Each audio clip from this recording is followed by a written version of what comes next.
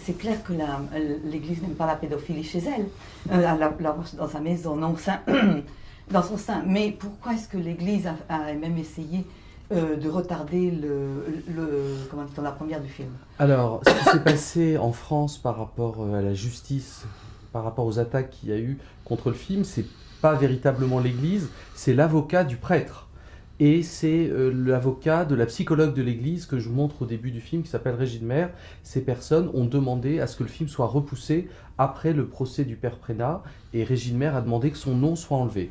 Et la justice a refusé. La justice a considéré, elle a mis en balance la présomption d'innocence et la liberté de création artistique, et ils ont considéré que dans le cas de ce film, la liberté de création était plus importante et que le film était d'utilité publique, et par rapport à la présomption d'innocence du père Prénat, elle était difficile à justifier puisqu'il avait déjà tout avoué, et surtout tout avait déjà été publié. Tout ce que je raconte sur le père Prénat avait déjà été publié en France dans des journaux, dans des reportages, dans des livres. Donc il n'y a pas de surprise de ce côté-là. Moi, le vrai sujet de mon film, c'est pas lui, c'est les victimes, c'est ce que les victimes ont vécu dans leur intimité.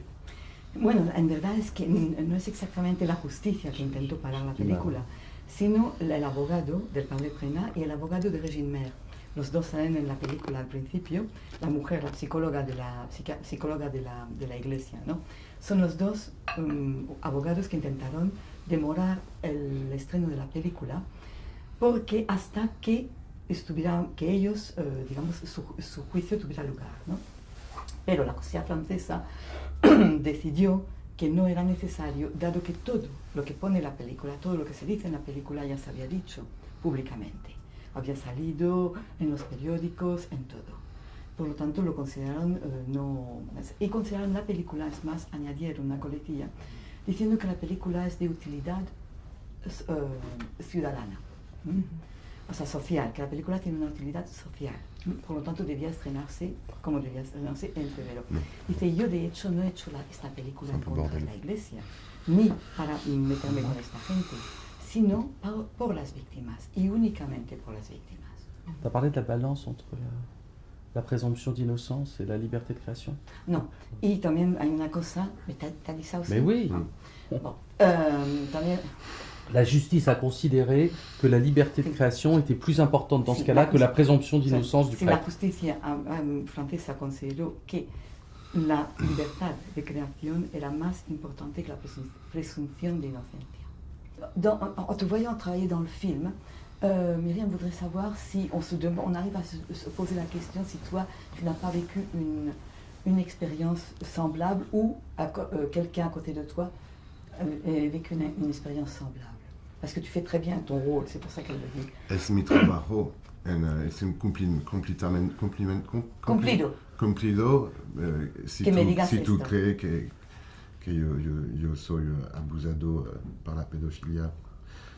Muchas gracias. Pederastia. Pero no. Es mi trabajo.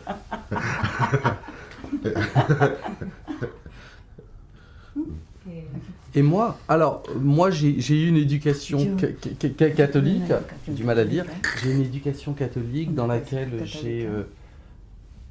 Qu'est-ce que tu fais? Ah, tu parles en même temps? Ah, c'est très compliqué pour moi. J'ai une éducation catholique, donc je connais très bien le milieu religieux, et non, je n'ai pas été abusé, mais je connais très bien ces histoires, et je pense que ça aurait pu arriver à n'importe quel enfant. Je me souviens de prêtres, quand j'étais au catéchisme, qui avaient des comportements un peu bizarres. Alors, par chance, j'y ai échappé, mais voilà, je me dis, si j'étais passé entre les mains d'un prêtre, ma vie aurait été complètement transformée et chamboulée. Donc quand on y repense et quand on écoute tous ces témoignages, c'est très perturbant, parce qu'on se pose des questions sur sa propre enfance. Sí, yo tuve una educación católica, de hecho muy católica, fui a la catequesis, ¿no? Nunca me pasó nada, pero sí te puedo decir que en mi entorno veía a sacerdotes, ahora cuando lo pienso, que tenían comportamientos un poco extraños, ¿sabes? Hubiera podido pasarme, desde luego, por suerte no ocurrió nada, porque pienso, si me hubiera pasado, mi vida hubiera cambiado totalmente, o sea, no habría sido quien soy ahora mismo. Vous avez pensé, c'est pour tous les deux, hein, pourquoi elle dit cette plaie, cette horreur, non, cette maladie arrive d'une façon, disons, assez habituelle au sein de l'Église? Tu veux que je réponde? Je pense que en fait, le problème de l'Église, c'est que c'est un monde d'hommes, surtout, d'hommes entre eux, et il y a beaucoup de pouvoir. Voilà, donc c'est une institution qui est refermée sur elle-même, et certaines personnes profitent de leur position de pouvoir, parce qu'un prêtre a beaucoup de pouvoir dans les villages, que ce soit en France, en Espagne aussi. Le cléricalisme est très important, donc on est dans des sociétés encore patriarcales où le père, le prêtre, a une fonction importante, donc certains ont des perversions, sont pédophiles et profitent de leur pouvoir pour abuser des enfants. Moi, je pense que l'Église, en ce moment, est à un tournant. Elle doit se poser des questions sur la manière dont elle fonctionne et surtout s'interroger sur la sexualité. Voilà, peut-être changer. Elle est très en retard par rapport à la société d'aujourd'hui. Donc, il faut avoir un regard différent sur la sexualité. Et puis, il faut nettoyer voilà, l'Église et faire en sorte que les criminels qui abusent des enfants ne puissent plus agir. Bueno, yo creo que es porque la Iglesia es una institución cerrada masculina, además, y una institución cerrada masculina de poder. Como en Francia como en España, el padre, sea en un pueblecito o en un barrio, tiene poder, ¿no? También es una sociedad patriarcal, ¿m? Y el padre es el padre, o sea, es la misma palabra, ¿entiendes? O sea, es realmente... Entonces creo que es hora, desde luego, que la Iglesia haga frente a esto, ¿no? Y creo que es una institución también que ha llegado en un momento, un punto giratorio donde debe empezar a pensar, o sea, hablar abiertamente de sexualidad, o sea, ver, o sea, concentrarse en su sexualidad, ¿no? Abrirse porque lleva años de retraso sobre el resto de la sociedad.